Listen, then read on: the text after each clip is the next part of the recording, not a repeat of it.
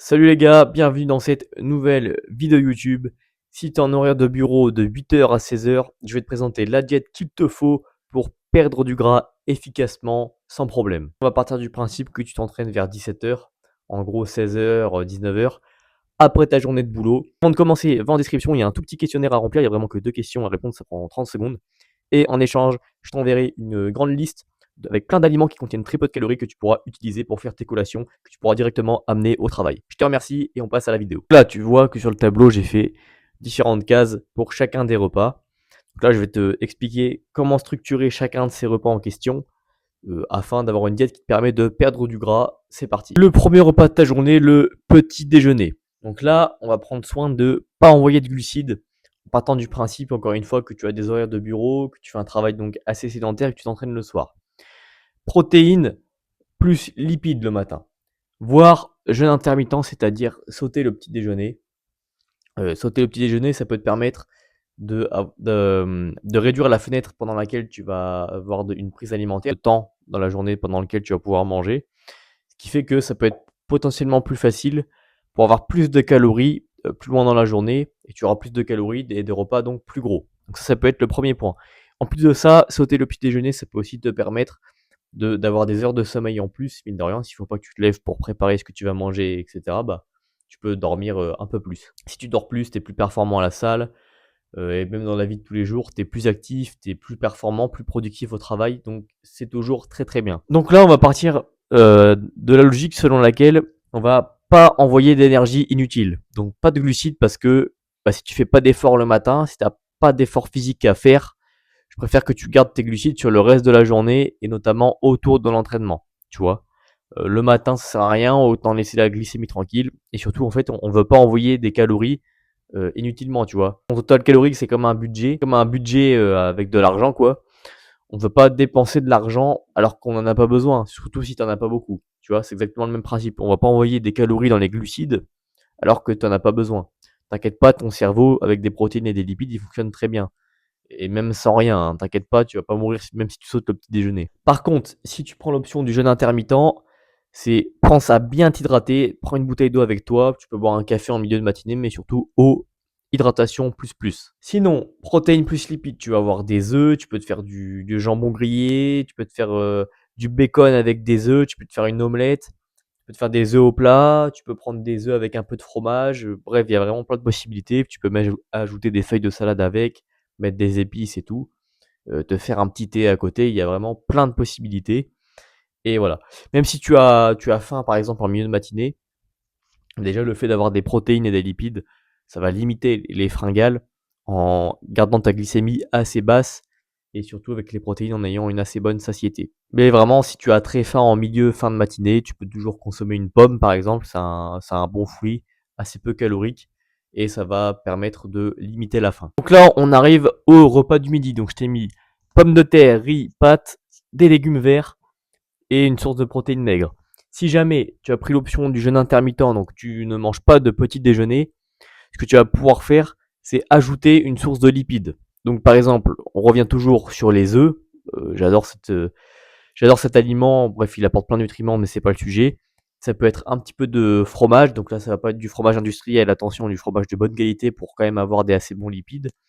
Ça peut être du chocolat noir en fin de repas, ça peut être quelques oléagineux, type noix de cajou. Et l'objectif ici, c'est de intégrer progressivement les glucides, comme si tu manges vers midi 13h, tu as ton entraînement vers 17h, donc là on va commencer à mettre petit à petit des glucides et comme je l'ai dit juste avant, un peu de lipides, hein, ça peut aussi être des poissons gras, hein, sardines, maquereaux et les légumes verts très importants, ça va être aussi pour avoir une meilleure satiété, toujours avoir un meilleur volume et que ton repas te tienne plus longtemps, que tu aies vraiment cette sensation d'être rassasié.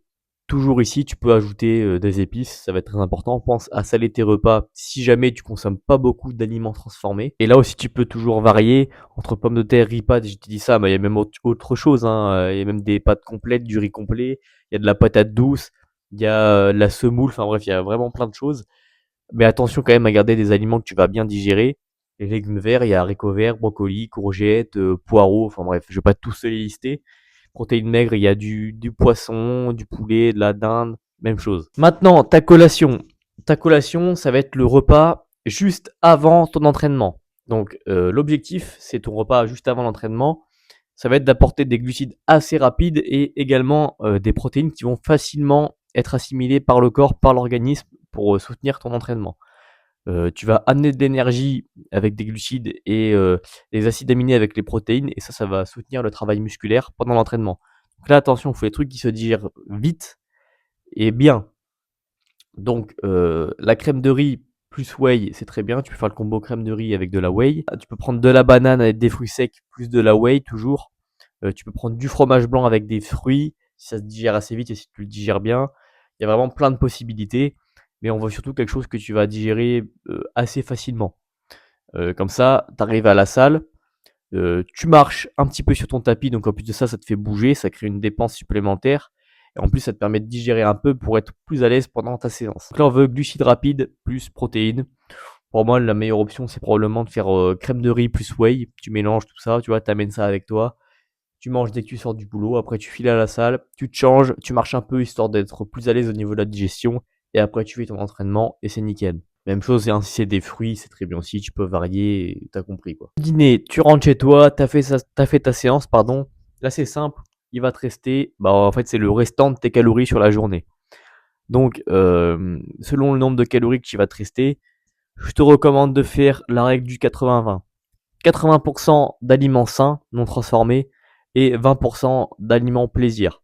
Donc là, si tu as suivi tout ce que je t'ai dit, normalement, il te reste quand même pas mal de calories le soir pour relâcher un petit peu, récupérer de ta séance et être plus relax et pouvoir profiter de ton dernier repas de la journée et passer un bon moment avec ta famille si tu as une vie de famille.